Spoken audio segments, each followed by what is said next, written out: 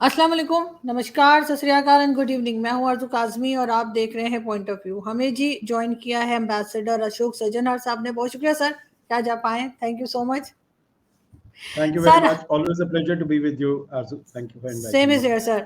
Sir, बहुत हंगामा है इमरान खान को एक एक करके उनके जो साथी हैं, जो उनके मिनिस्टर्स रह चुके हैं, पीटीआई के मेंबर्स रह चुके हैं, वो छोड़ते जा रहे हैं।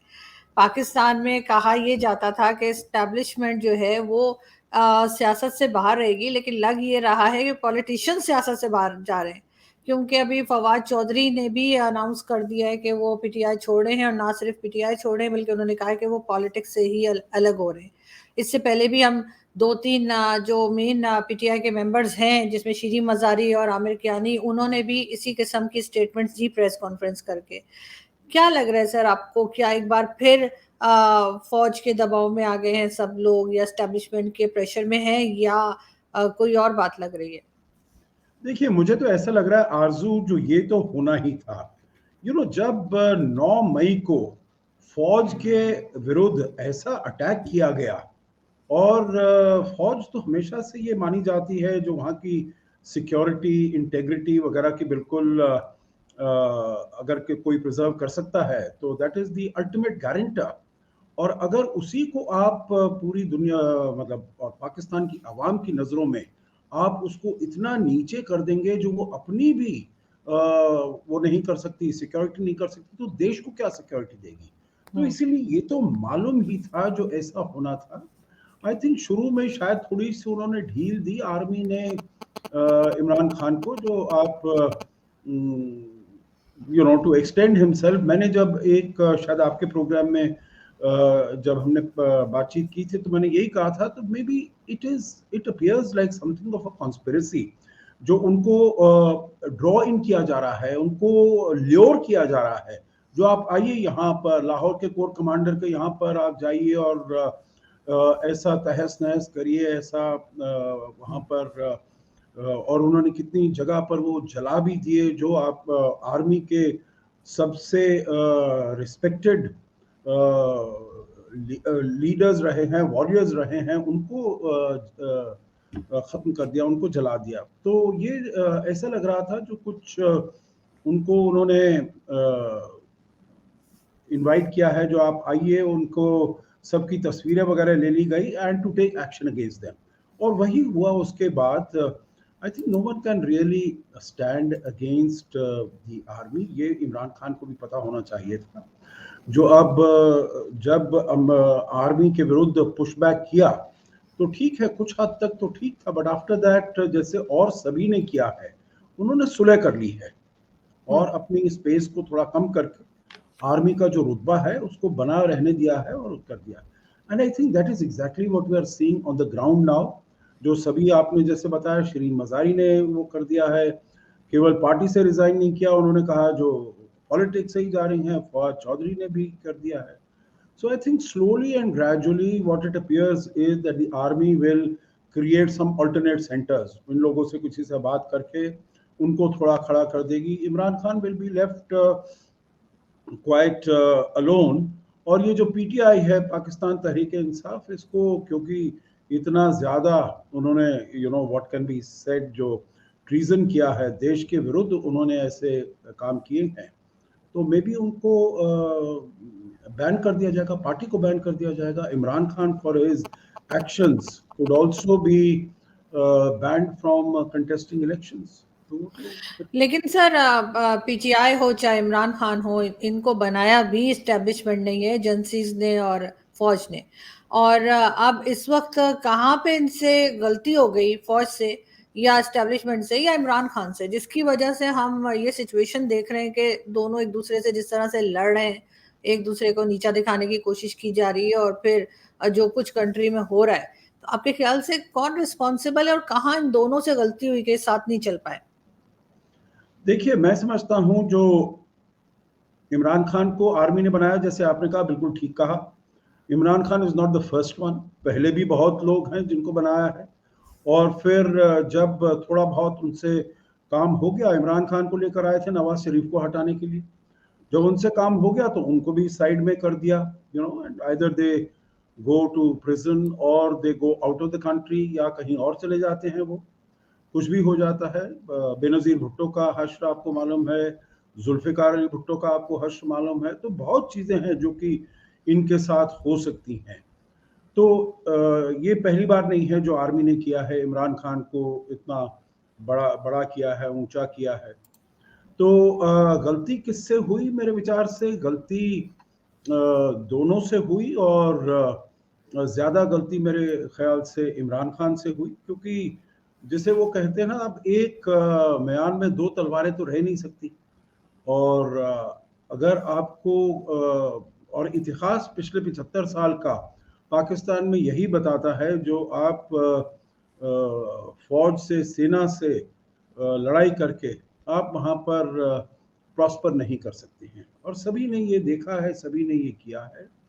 और यहाँ पर भी आप देख रहे हैं, इररिस्पेक्टिव ऑफ द फैक्ट, जो इमरान खान के साथ सुप्रीम कोर्ट था, इमरान खान के साथ चीफ जस्टिस थे, आपको याद है जब उन्होंने हम्म, समन किया, तो बहुत ही इनकॉन्ग्रुअस सिचुएशन थी, अन यू नो टोटली अनएक्सपेक्टेड, जब चीफ जस्टिस एक मुजरिम को कह रहे हैं, आइए आइए, आपको देखकर मुझे बड़ा अच्छा लग रहा है, और अब आप बिल्कुल सेफ रहेंगे, आपके ऊपर कोई आंच नहीं आएगी, बाल बांका नहीं होगा आपको। These are very strange things. Hmm. तो उनके साथ चीफ जस्टिस भी थे, उनके साथ प्रेसिडेंट भी थे, पर फिर भी आई think Pakistan army triumphs over all of this, और वही हम देख रहे हैं पूरा है। सर इमरान खान ना तो कोई करप्शन की बात करते हैं कि जी फौज में करप्शन है या एजेंसीज में करप्शन है, ना जो कि बहुत लोग, जो कई लोग जो है वो बात करते हैं पाकिस्तान में, लेकिन इमरान खान ने ऐसा भी कुछ नहीं कहा, कोई एलिगेशन नहीं लगाई, सिवाय इसके कि वो ये कहते हैं कि जी मुझे वापस ले आओ और इस वक्त की गवर्नमेंट जो है उसको हटा दिया जाए। तो फिर ऐसा क्या मतलब आपके ख्याल से हुआ है जिसकी वजह से नौबत यहाँ तक आ गई है कि अब उनके लोग जो अरेस्ट किए गए हैं वो बाहर उसी शर्त पर आते हैं कि बाहर आके प्रेस कॉन्फ्रेंस करें और ये कहें कि इमरान खान का साथ छोड़ रहे हैं। लेकिन इमरान खान को जो 30 साल बनाया है एस्टेब्लिशमेंट ने, तो वो आपको नहीं लगता कि अभी भी कहीं उनको साइड पे रखेंगे कि आगे हो सकता है फिर दोबारा उनकी जरूरत पड़े? देखिए, मेरे विचार से ये वाला जो इन्वेस्टमेंट है ना इमरान खान के ऊपर, that has turned out to be a bad investment. तो अब हम्म। वो सोच रहे हैं, जो उनके साथ वाले जो लोग हैं, जैसे फवाद चौधरी हैं, Shah Mahmood Qureshi, I think those will, they will find them more pliable, they will find them more flexible. और दूसरी चीज, उनकी पॉपुलैरिटी इतनी नहीं होगी जितनी कि इमरान खान की है। इमरान खान की एक और बात है, he didn't come from politics, he came from outside. He was already a national icon. He was a national hero before coming there. तो इसीलिए उसकी जो फॉलोइंग थी वो वैसे ही काफी अच्छी थी, बहुत थी, और उसके ऊपर उसने कैपिटलाइज किया। और जो आए हैं, देखिए, चाहे ये शरीफ ब्रदर्स हों, नवाज शरीफ हों वगैरह, शाह महमूद कुरैशी, इनकी ऐसी कोई पॉपुलैरिटी नहीं है, कोई फॉलोइंग नहीं है। तो इनको अगर खड़ा किया जाएगा फौज के द्वारा, तो इनको बड़ी अच्छी तरीके से कंट्रोल किया जा सकता है। इमरान खान को कंट्रोल करने में नाकामयाब रहे, तो वही वहां पर उनकी गलती हो गई। और उन्होंने सोचा था, जो ये इसका पॉलिटिक्स में तो कोई बेस है नहीं, तो इसको हम बड़ी अच्छी तरीके से कंट्रोल कर पाएंगे। परंतु इमरान खान ने बाजी एकदम पलट दी, वो इसकी अपनी इतनी पॉपुलैरिटी हो गई, और उसी ने उसका शायद सारा पर्सपेक्टिव खराब कर दिया, सारा दिमाग खराब कर दिया। परंतु फिर भी देखिए, आपने जो कहा है ना, जो इमरान खान ने कभी उनके विरुद्ध कोई करप्शन केसेस वगैरह के बारे में चार्जेस नहीं दिया, पर अभी जो रिसेंटली जो बहुत सारे ये आ रहे हैं, वीडियोस आए हैं, जिससे कि आज के हालात को इमरान खान कंपेयर करते हैं 1971 से, और कहते हैं जो आज के हालात वैसे ही हैं जो उस समय के। और फिर डायरेक्ट रिस्पॉन्सिबिलिटी आरजू वो आर्मी पर देते हैं, जो ये आर्मी की गलती थी, जो कुछ भी हुआ उसमें, और उसकी वजह से देश बट गया, ईस्ट पाकिस्तान अलग हो गया, बांग्लादेश हो गया, जो अत्याचार किए आर्मी ने वहां पर, उसकी वजह से ये सब हुआ। तो that means army was responsible for the break away of East Pakistan, उसके विभाजन के लिए, उसके टूटने के लिए army was responsible. And I think that is, in my view, even a more serious charge than just of corruption. Corruption तो देखिए लोगों को सामने दिखाई दे रहा है, जो पाकिस्तान आर्मी कैसी लग्जरी में रहती है, और पाकिस्तान आर्मी के जो जनरल्स हैं जब रिटायर होते हैं, देश से बाहर चले जाते हैं, बहुत ऐशो आराम की जिंदगी गुजारते हैं, और जब रिटायर होते हैं तो आप देखिए उनके कैसे आलीशान, उनके पास बिजनेसेस होती हैं, आलीशान घर होते हैं वहां पर ही पाकिस्तान में। तो ये सब तो मेरे ख्याल से आवाम वहां पर देख रही है, किसी के कहने की, बताने की जरूरत नहीं है। पर ये जो चार्ज लगाया है मेरे ख्याल से इमरान खान ने आर्मी के ऊपर, जो आपकी वजह से जो देश का जो बंटवारा हुआ है वो तुम्हारी वजह से हुआ है, तुम्हारे ये कुकर्मों की वजह से है, the way you mishandle the situation.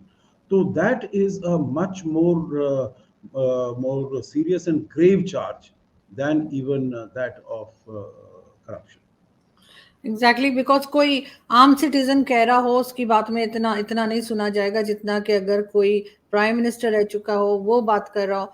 क्योंकि खान साहब ने तो ये भी कहा कि भाई आप इस वक्त भी वही कुछ देख रहे हैं और इस वक्त भी इलेक्शंस जो नहीं करवाए जा रहे तो उसमें उन्होंने यही बात की। लेकिन खैर हम देखते हैं आगे इनके साथ और क्या होता है, इसलिए कि इस वक्त तो काफी सिचुएशन खराब लग रही है। लेकिन सर अगर हम बात करें बिलावल भुट्टो जरदारी की, कहने वाले ये भी कहते हैं और लग ये रहा है मुझे भी ऐसा लगता है कि नेक्स्ट गवर्नमेंट जो है वो पीपल्स पार्टी की ही आनी है, इसलिए कि ये पीपल्स पार्टी की तरफ से किसी किस्म की कोई बात नहीं की जा रही इस वक्त के हंगामे के ऊपर। सिर्फ पीएमएलएन और पीटीआई आपस में खेल रहे हैं। लेकिन सर अगर बिलावल भुट्टो जरदारी की बात करें तो तकरीबन 4-5 डेज से बहुत ज्यादा वो कश्मीर भी कर रहे हैं और वो भारत की बात भी कर रहे हैं, बहुत एतराज भी कर रहे हैं। कई जगह इंटरव्यूज भी दिए उन्होंने पाकिस्तान में भी, जहां वो ये कहते दिखाई दे रहे हैं कि G20 नहीं होना चाहिए था और भारत जो है वो गलत कर रहा है। आप क्या कहेंगे? नहीं, देखिए जब बिलावल भुट्टो जरदारी यहाँ पर आए थे एससीओ की मीटिंग में, और तब भी कुछ उन्होंने ऐसी ही वाहियात बातें कही थी, तो हमारे जो विदेश मंत्री हैं उन्होंने बिल्कुल ठीक कहा था, और मैंने भी उसके पहले बिल्कुल exactly on the same lines मैंने भी कहा था that as far as Pakistan is concerned उसकी कोई लोकल स्टैंडिंग है नहीं G20 में। क्या लेना देना है पाकिस्तान को G20 से? इट्स नॉट अ मेंबर, तो कहां से वो कमेंट कर रहा है? दूसरा है जो जैसे उन्होंने कहा श्रीनगर कश्मीर से भी कोई लेना देना नहीं है पाकिस्तान का, वो तो बिल्कुल after the abrogation of article 370 जो थोड़ा बहुत सा वो कंफ्यूजन था जिसके ऊपर पाकिस्तान लैच ऑन करता था, जो हमारा भी कोई रोल है उसमें, वो जो रोल एज्यूम्ड प्रिज्यूम्ड रोल था सब खत्म हो गया है।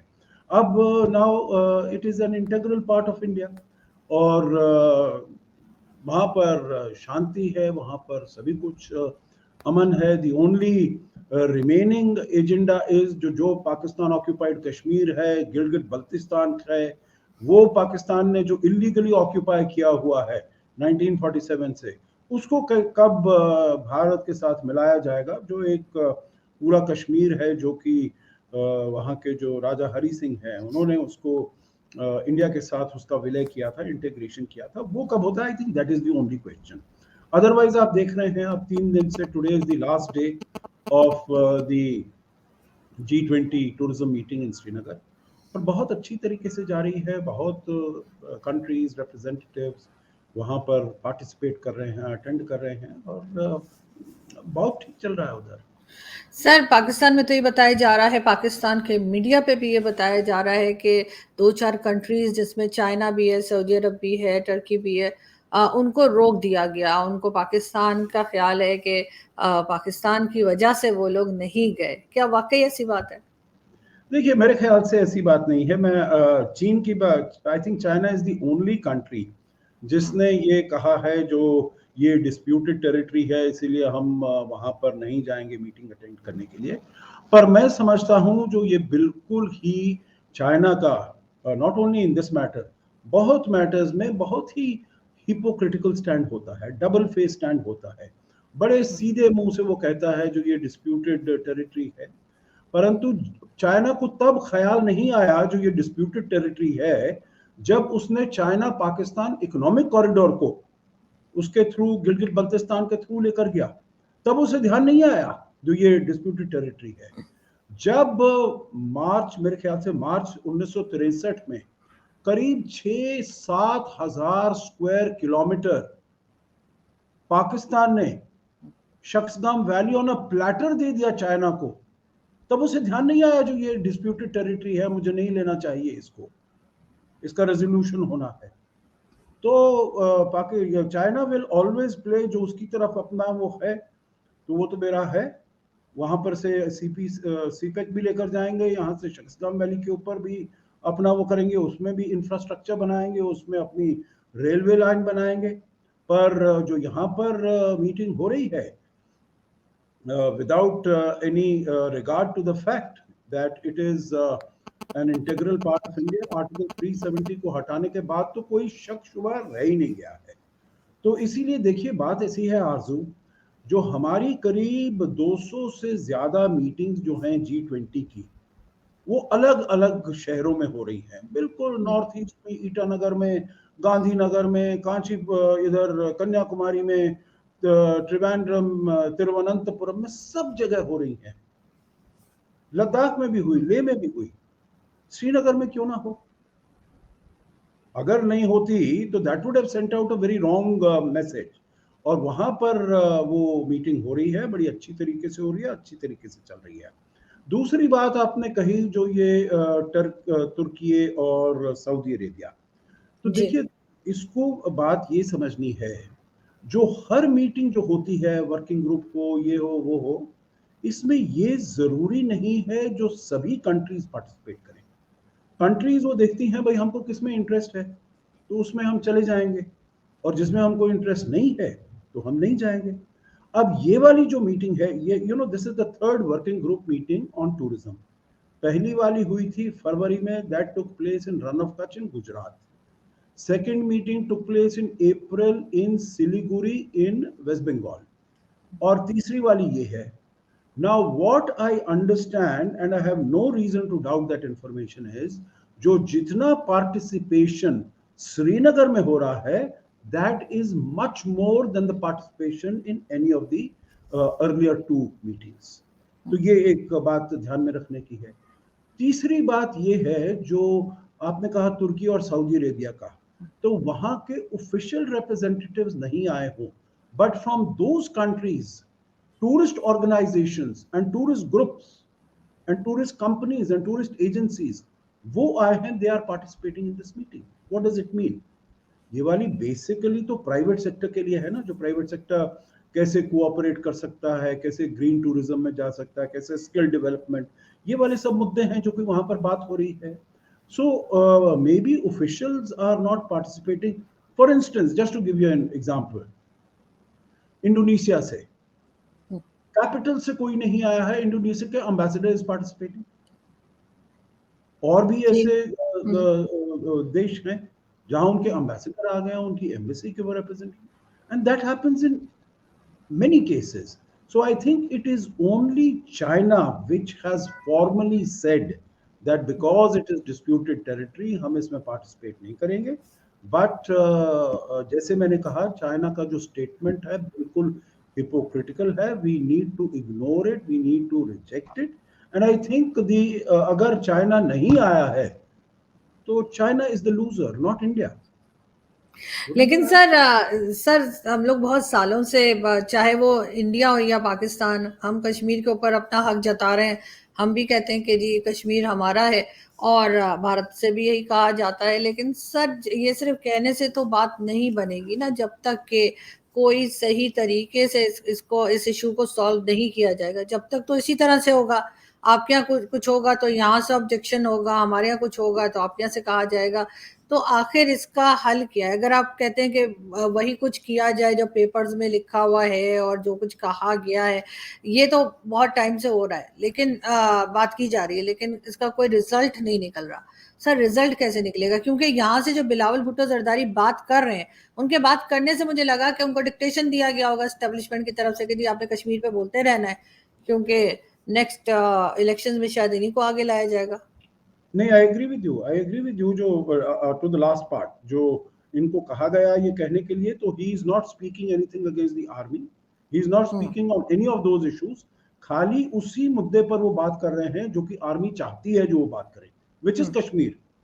क्योंकि आर्मी के लिए भी मुद्दा कश्मीर बहुत बड़ा है, क्योंकि अगर वो कश्मीर का वो नहीं दिखाएंगे, हुआ नहीं दिखाएंगे, जो ये है हमारे लिए, हमारी एम्बिशन है, हमारी एस्पिरेशन है, इसको हमें लेना है, तो तब तक आर्मी को इतना पावर नहीं दी जाएगी, आर्मी का इतना इन्फ्लुएंस नहीं बनेगा, आर्मी के पास इतने जो पैसे से उनका इक्विपमेंट है, टॉयज है, सब कुछ वो नहीं आ पाएगा। तो ये आर्मी के भी हित में है, इंटरेस्ट में है जो कश्मीर का मुद्दा चलता रहे, और बिलावल भुट्टो के भी हित में है जो और किसी के ऊपर नहीं बोले, केवल कश्मीर के ऊपर बोलते रहे। आई थिंक इसका रेजोल्यूशन देखिए, we should realise the reality on ground. और आप देखिए, मैं अभी गया था, कश्मीर गया था कुछ महीने पहले, बिल्कुल ही शांति अमन है ना। Of course you can say जो वहां पर ये जो G20 मीटिंग हो रही है उसमें सिक्योरिटी बड़ी कड़ी है, बड़ी टाइट है, ऑब्वियसली वो टाइट होनी ही थी। अगर कश्मीर में कोई भी वो हो, there is always the threat and the danger जो अक्रॉस द बॉर्डर कोई ना कोई वो जरूर कोशिश करेंगे जो यहाँ पर हादसा हो जाए, चाहे छोटा सा पटाखा कहीं पर बच जाए, वो पूरी दुनिया में कह देंगे जो देखिए बिल्कुल ही सिक्योरिटी नहीं है, इंस्टेबिलिटी है, और local terrorists, local freedom fighters, आप तो कहेंगे फ्रीडम फाइटर्स हैं, हमारी तरफ से वो टेररिस्ट हम मानते हैं उनको, तो आप कहेंगे देखिए वो वहां पर नॉन स्टेट एक्टर भी कहते हैं सर, हमने एक वर्ड और निकाला है, non state actor. I know आपने निकाला है, पर ये कैसे नॉन स्टेट एक्टर हुए जो जो आर्मी के द्वारा और ISI के द्वारा वो पाले जाते हैं, पोसे जाते हैं, बड़े किए जाते हैं और उनका इस्तेमाल किया जाता है, तो ये तो डिनायबिलिटी के लिए। परंतु एक और चीज भी है, देखिए अगर आपके देश में कोई ऐसे टेररिस्ट हों, घूम रहे हों कलाशनिकोव लेकर, AK-47 लेकर घूम रहे हैं, और आपकी जो सरकार है that is not able to control them, उनके ऊपर 10-10 मिलियन डॉलर का प्राइज लगा हुआ है, they are designated as international terrorist under the United Nations Security Council committee 1267 में उनको, पर वो सरेआम घूम रहे हैं, भारत के विरुद्ध अपना भाषण दे रहे हैं जो हम ये कर देंगे वो कर देंगे, और मालूम है जो उन्होंने काम किया है।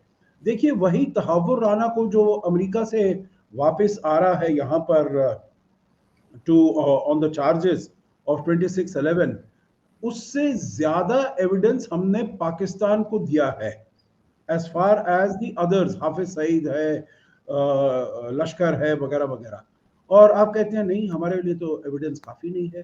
तो अगर आप डिनायबिलिटी में वो रहेंगे तो फिर हो नहीं पाएगा। तो यहाँ पर जो कश्मीर का जो सवाल आपने उठाया है, let me sort of just very quickly respond to it. I think Kashmir has moved on, वहां की जनता हैज मूव्ड ऑन। अभी जो मैं वो देख रहा था जब ये मीटिंग हो रही है, तो वहां पर जो चीफ सेक्रेटरी हैं जम्मू कश्मीर के यूनियन टेरिटरी के, उन्होंने कहा that last year 1.9 crores, that means 19 million people, tourists came to Kashmir एक साल में, which is the highest figure ever। तो मतलब वहां पर शांति अमन है, लोग चाहते हैं टूरिस्ट आए, उनकी चाहे वो डल लेक पर वो जो चलाते हैं अपना बोट चलाते हैं, पोनीज हैं, हैंडीक्राफ्ट है, खाना है, वजवान है, वो सब चीजें जो है वो चाहते हैं जो उनका कारोबार चलता रहे। तो डोमेस्टिक टूरिज्म बहुत हो रहा है, अब इंटरनेशनल टूरिज्म भी इससे जब वो आएंगे देखेंगे क्या खुशनुमा वहाँ पर मौसम है और कितने हॉस्पिटेबल हैं लोग, तो जरूर वहाँ पर टूरिज्म को फायदा मिलेगा। So I think Pakistan should read the writing on the wall, should come to terms with reality.